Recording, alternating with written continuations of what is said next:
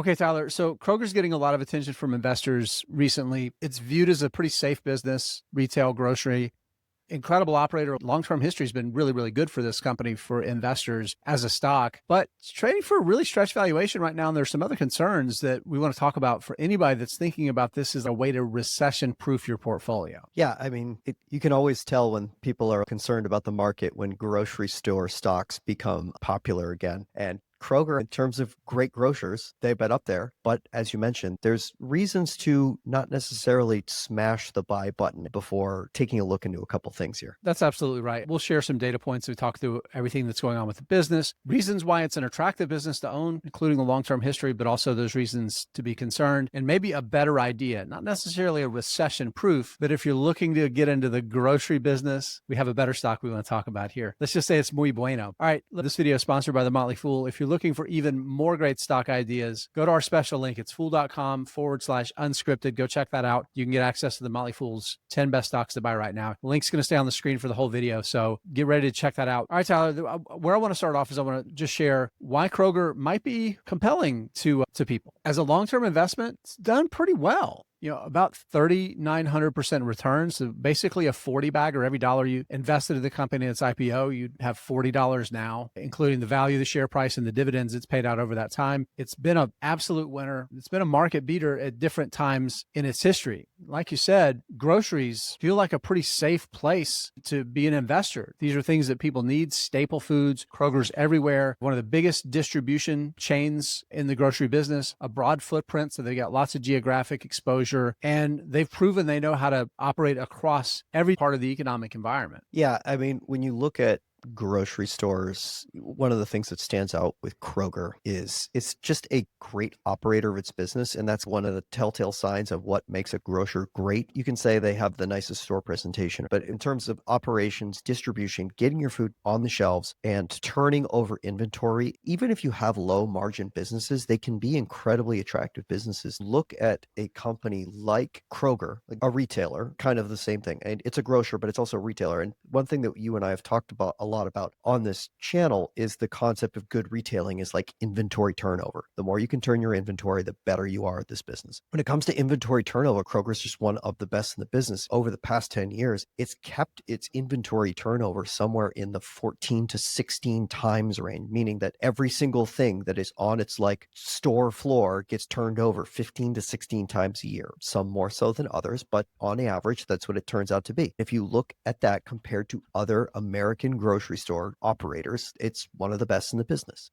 It's low margin, fine. Sales growth is pretty slow and tends to wax and wane a little bit with inflation, but overall, it's a solid business. People are going to continue to buy groceries. During recessionary periods, grocery sales tend to go up because people eat out a little bit less, a little less takeout, or that little extra preparation component goes away and a lot more cooking from home, which puts a company like Kroger in the driver's seat in a recessionary time. So it's kind of one of those natural instincts for a lot of people in bear markets during times of recession when there's genuine fear or concern, or the word that keeps getting thrown around lately, uncertainty, because all of a sudden we're in uncertain times, perhaps an overused word. These are the companies that people go to because solid operators in durable industries are going to go for a very long time. A lot of people are probably looking at Kroger because of this. A lot of people are buying Kroger because if you look at its current share price, it trades for about 18.9 times earnings. Now, if you want to compare that to, say, the S&P 500, that looks pretty cheap, right? Like 18 times earnings, a pretty substantial discount to the S&P 500. But you have to think about what you're comparing that to: faster growing companies, probably higher margins, higher rates of return compared to a pretty slow and steady grocer. And for a company like Kroger, 18.9 times earning is actually pretty high. If you look over the past decade, a majority of the time that Kroger has been 15 times earnings or lower, with like some rare exceptions during like 2021, 2022, when inflation was absolutely rampant. And If we look back at the 2021-2022 period, they actually had some strange asset write-downs. It wasn't that the price spiked, but there was a pretty large dip in income, which made it look like it was trading for a much higher price. When you factor all this in, Kroger's stock actually looks pretty expensive right now. Overpaying for slow and stodgy companies is kind of a recipe for underperformance in the long run. Yeah, that's exactly right. You're signing up for a higher risk of underperformance. I want to quantify the financial metrics too. This is the fourth quarter. Revenue is up 2.4%. ID sales is revenue that excludes gasoline prices, fuel prices, because the margins, the profits don't really change with higher or lower fuel prices. So they back that out because it can be very volatile. They're growing digital sales, which is nice, but a lot of that growth is not necessarily translating to higher revenue overall. A lot of it is just revenue that's moving from in-store to digital. The point there is that they're keeping those customers. Now, we look at the full year results and it's not as good, 1.5% indoor sales versus 2.4% in the fourth quarter. So extremely low growth. Earnings adjusted are declining a little bit. The key points there, Tyler, that you highlighted, it's what you're signing up for just as the pure business. We no longer have the potential of the Albertsons acquisition to boost the top line and the bottom line,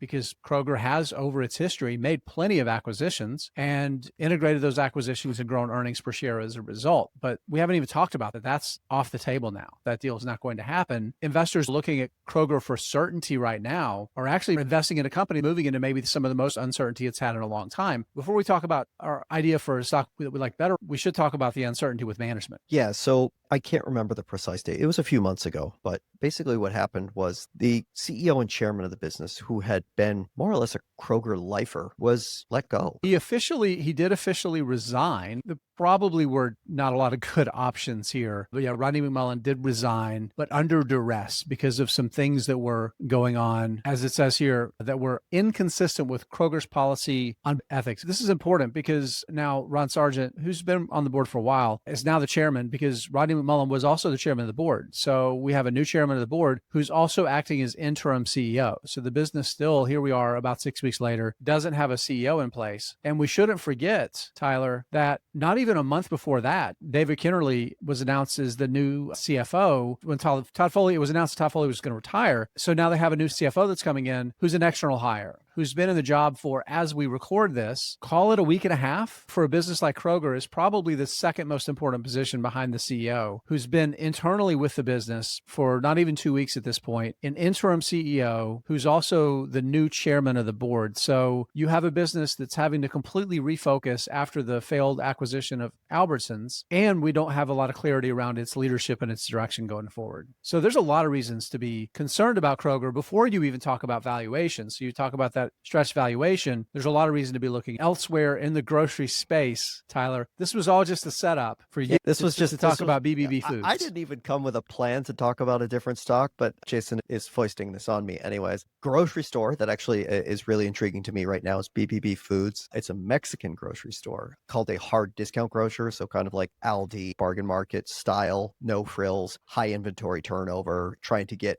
customers the lowest price possible, very low margins, but extremely high turnover, and very good same-store sales growth, a store count growth story, which isn't applicable to Kroger in this space. You have a much faster growing business. It's hard to justify BBB Foods on a PE ratio because it's such a small, young startup company. It only IPO'd last year, but on a growth story prospect, on the ability to actually grow at a much faster rate with a quality operator, this looks like a better option if you're looking for the safety security blanket of groceries and that kind of tariff resilient, recession resilient type of business model. But on top of that, you actually get growth from the business from a quality operator. You see on the screen, 12% comp. This is just comps growth, right? This is not total growth. Total growth because of that expansion in store count. Opened over 480 stores in 2024. Revenue is up 30% for the full year. Very well run. You have a founder who's the CEO, has significant economic exposure. So definitely no questions about leadership and direction, a clear growth strategy that's not tied into any regulatory approval, very well operated. And if you're going to pay a premium, pay one that the premium is tied to its ability to continue expanding and growing. So I'm with you here. BBB Foods, it's a stock you and I both own. It looks really compelling to me. And so if you're going to overpay, pay for one that can grow. If you want certainty, BBB Foods, well, has that as well.